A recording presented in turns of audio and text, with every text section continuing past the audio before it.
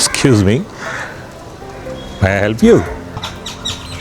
હું અહીં થોડા દિવસથી પોરબંદર ફરવા આવ્યો છું.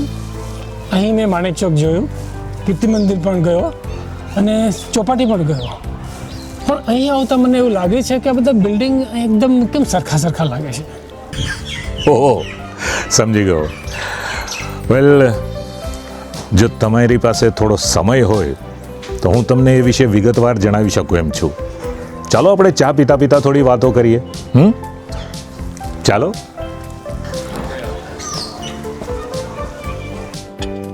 કેતનભાઈ, આપણે જે જગ્યાએ મળ્યા, તમે જે મકાનોને ધારીને જોતા હતા ને, એ બધા જ મકાનો ખાસ લોહાણા જ્ઞાતિજનો માટે જલારામ આવાસ યોજના હેઠળ બાંધવામાં આવ્યા છે. કહેવાય છે કે રોટલો મળી શકે પણ ઓટલો નહીં. પરિવારોની આર્થિક મુશ્કેલીઓને કારણે તેમને અસહ્ય મુશ્કેલીઓનો સામનો કરવો પડે છે. આર્થિક રીતે સંઘર્ષ કરી રહેલા લોહાણા પરિવારના ઉત્થાન માટે શ્રી જલારામ રઘુવંશી ચેરિટેબલ ટ્રસ્ટે આવા પરિવારો માટે ઘર બનાવવાનું નક્કી કર્યું. ઉદાર દાતાઓની મદદથી 2001માં આવાસ યોજના અસ્તિત્વમાં આવી. જલારામ રઘુવંશી ચેરિટેબલ ટ્રસ્ટે માત્ર રહેવાની વ્યવસ્થા જ નહીં, જરૂરિયાતમંદ લોકોને છત પણ આપી. એટલું જ નહીં, નાના બાળકોને શૈક્ષણિક ટ્યુશન ક્લાસ પણ પૂરા પાડ્યા. ઉપરાંત મહિલાઓને પણ ચરખા પ્રવૃત્તિઓમાં સામેલ કરીને આત્મનિર્ભર બનવા માટે સશક્ત બનાવી.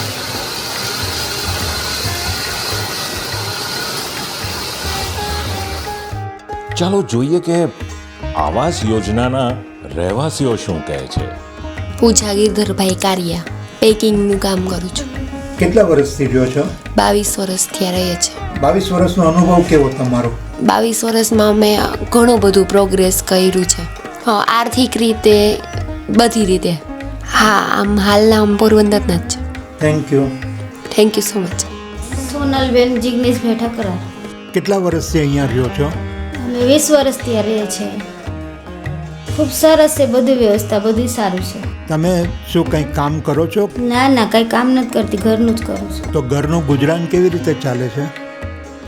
મારા ઘરવાળા છે એ હલાવે છે અને અમારા સસરા છે તો એ શું કરે છે? એ બકાલે રેકડી એના દુકાન બે પણ કરે. મારું નામ પાર્થ ગણાત્રા. હું એપ્રોક્સ 20 વર્ષ પ્લસ ત્યાં રહું છું. 20 વર્ષ પહેલાં જ્યારે સ્કૂલથી સ્ટાર્ટિંગ થાય છે, તો કહો ને કે મેં સ્કૂલથી મારી જે આખી શરૂઆત છે ને મારે અહીંયાથી જ આપણા આવાસ યોજનામાંથી જ કરેલી હતી. હું જ્યાં સ્કૂલે જતો ત્યાં તમને કહું ને તો કે જે ફીસ ભરવા માટેની કેપેબિલિટી હતી ને, તો એ મારી અને મારી ફેમિલીની નથી. તો એ સમય પર જ્યારે અમે અહીંયા આવ્યા ત્યારે અમને ખ્યાલ પડ્યો કે અહીંયા આપણે ટ્રસ્ટ ચાલે છે આવાસ યોજનાનું આપણું, અને ત્યાંથી ઘણી બધી જે પણ લોકો સ્ટડી કરવા માગતા હોય એ લોકો માટે એ લોકો હેલ્પ કરે છે કે ભાઈ તે તમે ફ્યુચરમાં કંઈ બની શકો જેના માટે. તો મારા મમ્મી છે તેમને અહીંયા ટ્રસ્ટમાં વાત કરી અને આગળ થોડોક એમને ખ્યાલ આવ્યો કે ના, એમની કન્ડિશન ખરેખર આ લોકો ફી માટે કેપેબલ નથી. તો અમને અહીંથી હેલ્પ મળી. અને એની સાથે સાથે હું તમને કહું ને કે સ્કૂલની અંદર ઘણીવાર જેવા ફીસના પ્રોબ્લેમ્સ આવતા, તો પણ કોઈ વાર મારું સ્ટડીઝમાં એમ કહે ને કે અટકું નથી કામ. કે મેં કેવું છે કે ડિપ્લોમા અહીંયા પોરબંદરની અંદર જ કરેલું હતું. એ ગવર્મેન્ટ કોલેજ હતી, તો નોર્મલેબલ ખર્ચો હતો, તો ત્યારે મારે એટલો પ્રોબ્લેમ નહોતો આવ્યો. બટ જ્યારે વાત આવી ડિગ્રી કરવાની, બેઝિકલી મેં સિવિલ એન્જિનિયરિંગ કમ્પ્લીટ કરેલું છે, બટ જ્યારે બહાર જવાનું ડિગ્રી માટે વાત થઈ ત્યારે બહુ પ્રોબ્લેમ્સ આવવા માંડ્યા. એટલે કે પહેલાં તો અહીંથી બહાર જવાનું છે, આપણા સિટીની બહાર જવાનું છે, તો આપણો છોકરો રહેશે કેમ? સેકન્ડ ઓપ્શન કે ફીસ કઈ રીતે આપણે ભરશું? ફીઝનું અરેન્જમેન્ટ, રહેવાનું અરેન્જમેન્ટ, બધું બહુ જ એમ કહે ને કે ચિંતામાં આવી ગયા હતા, મૂંઝાઈ ગયા હતા, બહુ બધા પ્રશ્નો હતા. અને પછી એ જ ટ્રસ્ટમાં અને આપણે અહીંયા જે કહીએ ને કે આવાસ યોજનામાં આપણા જેટલા પણ અહીંના ચેરિટેબલ ટ્રસ્ટની અંદરમાં બધા સભ્ય છે, મોસ્ટલી બધા જોડે વાત કરેલી હતી. હર્ષિતભાઈ છે, હર્ષુભાઈ બુદ્ધદેવ છે, મુકેશભાઈ આપણા ઠક્કર છે, જેટલા પણ લોકો અહીંયા મીન્સ હેન્ડલિંગ કરતા હતા કે જેટલા પણ ટ્રસ્ટમાં છે, બધા જોડે વાત કરી કે ભાઈ મારે આ રીતે સ્ટડી માટે આગળ જવાની ઈચ્છા છે મારી, તો હું શું કરું? મને અહીંયા ભણવું છે બટ અહીંયા હું અટકું છું. તો એને કીધું કે બેટા તું ચિંતા ન કર, તું તારા સ્ટડી પર ફોકસ કર, બાકી બધું અમે જોઈ લેશું, તો અમારા પર છોડી દે. અને એ વાત જ્યારે મેં સાંભળીને ત્યારે એમ થયું કે નહીં યાર, બહુ સરસ વાત છે. કારણ કે આજના સમયના ગાળામાં તમે ક્યાંય પણ જોવો ને તો આટલી બધી મીન્સ કોઈ હેલ્પ સામેથી નથી કરતું આગળ આવીને કે ભાઈ શું છે શું નહીં. રાજકોટ પછી ફર્ધર સ્ટડીઝ માટે ગયો, ત્યાં જઈ ત્યાં રહેવાનું ક્યાં, તો કે ભાઈ આપણી જે કાસ્ટની બોર્ડિંગ છે ત્યાં તમે રહી શકો. ત્યાં બી કેવું હતું, ત્યાં બી ફીસ હતી, બટ ત્યાં એવું હતું કે તમે કદાચ એમને તમારી વાત કરો કે ભાઈ કઈ રીતનું છે, શું છે તમારું બેકગ્રાઉન્ડ છે, શું સ્ટ્રક્ચર છે, તો ત્યાં પણ આપણા જે ટ્રસ્ટના લોકો હતા, તેમના કોન્ટેક્ટ્સ હતા, એમને કીધું કે યસ આ લોકો આટલું જ કેપેબલ છે, આટલું ફી કરી જાય, તો ત્યાં બી આપણે ઘણી હેલ્પ થઈ. ફર્ધર સ્ટડીઝમાં જે કોલેજ હતી ત્યાં બી એવું હતું કે કદાચ અહીંથી ન પહોંચાય એમ હોય તો કોઈ બહારના ટ્રસ્ટ હોય કે ત્યાંથી પણ એ લોકોએ ફીઝનું અરેન્જમેન્ટ કરવામાં હેલ્પ કરી, કે કોન્ટેક્ટ્સ આપ્યા કે ભાઈ તમે અહીંયા જાઓ, તમને અહીંથી ફર્ધર કોન્ટેક્ટ મળશે જેનાથી તમને કંઈ અટકશે નહીં. તો આ રીતનું એક મારી આખી એક જર્ની રહી હતી.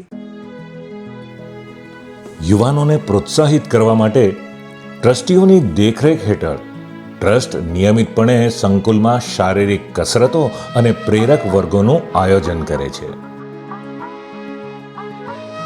આ ટ્રસ્ટ દ્વારા હાથ ધરવામાં આવતી અન્ય નોંધપાત્ર પ્રવૃત્તિઓ છે પ્રાથમિક અને ઉચ્ચ શિક્ષણ માટે શિષ્યવૃત્તિ, પ્લે હાઉસ અને ટ્યુશન ક્લાસ, સંગીત અને નૃત્ય ક્લાસ, મફત તબીબી સેવા, કોમ્પ્યુટર ક્લાસ, કન્યાઓના લગ્નમાં કુંવરબાઈનું મામેરું, ખાદ્ય અને અનાજ વિતરણ, રોજગાર તાલીમ, રમતનું મેદાન અને બગીચો, જલારામ બાપા મંદિર અને મહાજનવાડી, કોમ્યુનિટી હોલ અને સોસાયટીની જાળવણી. 2027માં આ યોજના 25 વર્ષ પૂર્ણ કરશે. સમય જતાં ઇમારતોનો ઘસારો વધી ગયો છે, તેથી અમે 239 ફ્લેટનું નવીનીકરણ કરવાની આશા રાખીએ છીએ.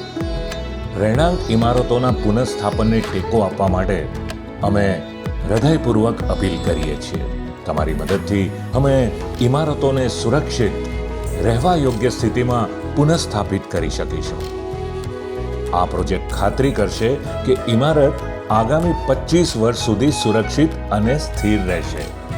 મિત્રો, અમે તમને આ અર્થપૂર્ણ પ્રયાસનો ભાગ બનવા માટે આમંત્રણ આપીએ છીએ.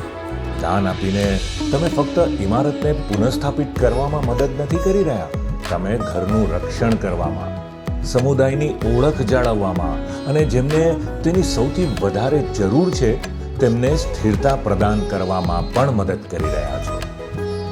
દરેક યોગદાન આપણને તે બધા માટે નવીનીકૃત અને પુનર્જીવિત જગ્યાની નજીક લાવે છે જેને તેઓ ઘર કહે છે. શરૂઆતમાં ₹2 કરોડની જરૂર છે. ચાલો મિત્રો, આપણે સૌ સાથે મળીને આ પ્રોજેક્ટને વ્યવહારુ બનાવીએ. આ ફિલ્મ જોવા માટે તમે તમારો કિંમતી સમય ફાળવ્યો તે બદલ ખૂબ ખૂબ આભાર.